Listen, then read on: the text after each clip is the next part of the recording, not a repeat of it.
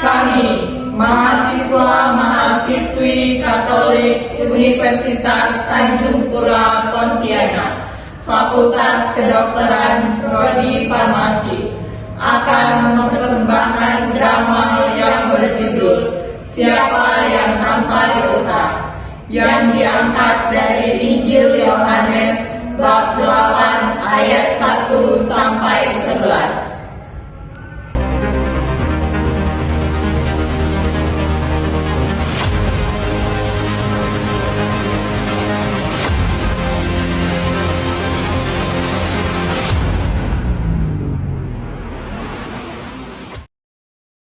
Halo semuanya. Hai. Kami dari Prodi Farmasi dan kali ini kami akan menampilkan drama yang berjudul Siapa yang Tanpa Dosa dari Kitab Yohanes bab 8 ayat 1 sampai 11. Sebelum itu izinkan kami untuk memperkenalkan diri kami. Halo semuanya. Perkenalkan, saya Blandisa Erisa Saputri sebagai narator. Perkenalkan, saya Yeta Sunyata Megi selaku perempuan yang berdosa. Dan saya Geniriku sebagai Yesus. Halo semuanya, perkenalkan nama saya Gilbert Arifia sebagai ahli Taurat 1. Halo semuanya, perkenalkan saya Michelle Aurelia Ranesa sebagai ahli Taurat 2. Halo semuanya, perkenalkan nama saya Firdan Priscilla Dan sebagai ahli Taurat 3. Halo semuanya, perkenalkan nama saya Berla Temke Virginia, saya sebagai orang Farisi 1. Saya Anastasia Destera Ponoma sebagai orang Farisi 2.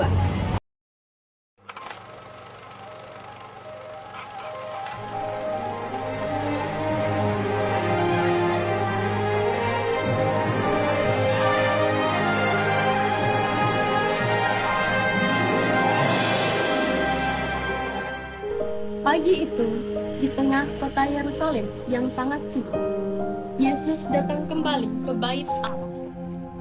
Banyak orang telah mendengar tentang mukjizat dan ajarannya.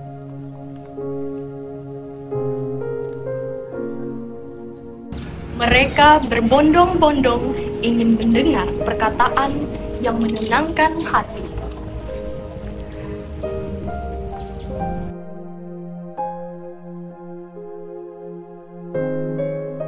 Namun hari itu, suasana tenang segera berubah. Akan ada pelajaran besar tentang dosa, pengampunan, dan kasih Tuhan. Damai sejahtera bagi kamu semua. Siapa yang mencari kebenaran, datanglah kepada Bapa melalui aku. Guru, lihat, mereka mulai mengikuti engkau. Mereka haus akan kebenaran. Namun, tidak semua orang senang padamu, Guru. Para pemuka agama itu iri padamu karena banyak orang percaya padamu. Di sudut lain bait itu, beberapa orang Farisi dan ahli Taurat sedang bersekongkol. Mereka ingin menjebak Yesus dengan pertanyaan yang sulit. Pertanyaan yang bisa membuatnya dituduh melanggar hukum.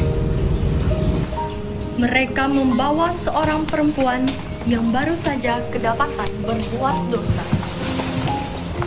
Dengan penuh kemarahan dan suara keras, mereka menyeretnya ke hadapan Yesus.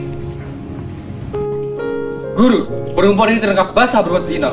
Hukum Musa mengatakan bahwa perempuan seperti ini layak dilempari batu hingga mati. Kami ingin tahu apa yang engkau katakan, Yesus dari Nazaret. Apakah engkau setuju dengan hukum itu? Pertanyaan itu bukan pertanyaan biasa. Mereka ingin menjebak Yesus. Jika Yesus berkata, "Jangan hukum dia," maka mereka akan menuduhnya melawan hukum Musa. Tetapi jika ia berkata, "Hukum dia," maka ia akan kehilangan citra kasih dan belas kasihan. Tuhan, aku tahu aku berdosa. Tapi tolong jangan aku mati, Tuhan.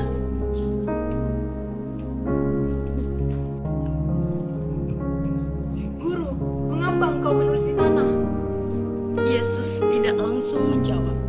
Ia menulis di tanah seolah ingin mengingatkan mereka bahwa setiap manusia punya catatan dosanya sendiri. Barang siapa di antara kamu semua yang tidak berdosa, hendaklah dia yang pertama kali melemparkan batu kepada perempuan ini. Semua orang terdiam. Tidak ada satupun yang berani mengangkat batu mereka. Aku juga berdosa. Aku tidak layak mati.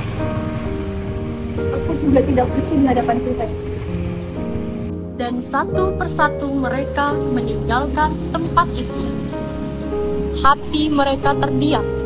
Tidak ada satupun manusia yang tanpa dosa. Hanya Yesus yang benar dan suci. Guru, mereka semua sudah pergi. Tidak ada orang lain di sini selain kita. Perempuan, di manakah mereka? Tidak adakah seorang pun yang menghukum engkau?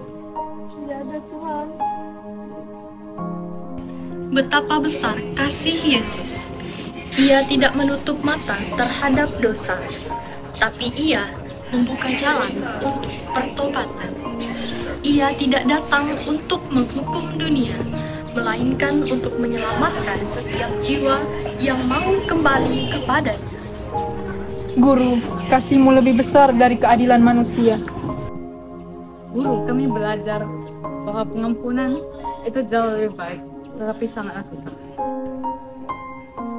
Berbahagialah orang yang penuh belas kasih, karena mereka akan memperoleh belas kasihan. Sahabat-sahabat, kita semua adalah manusia yang pernah jatuh dan berbuat dosa. Tapi Yesus tidak menolak kita. Ia mengulurkan tangan, mengampuni, dan memberi kesempatan baru. Hari ini, biarlah kita ingat, sebelum kita menghakimi orang lain, lihatlah ke dalam hati kita sendiri. Sebab hanya Yesus yang tanpa dosa, dan hanya Dia yang layak menjadi hakim yang sejati. Kasih mengalahkan penghakiman. Pengampunan lebih kuat daripada batu. Dan Yesus adalah kasih yang hidup.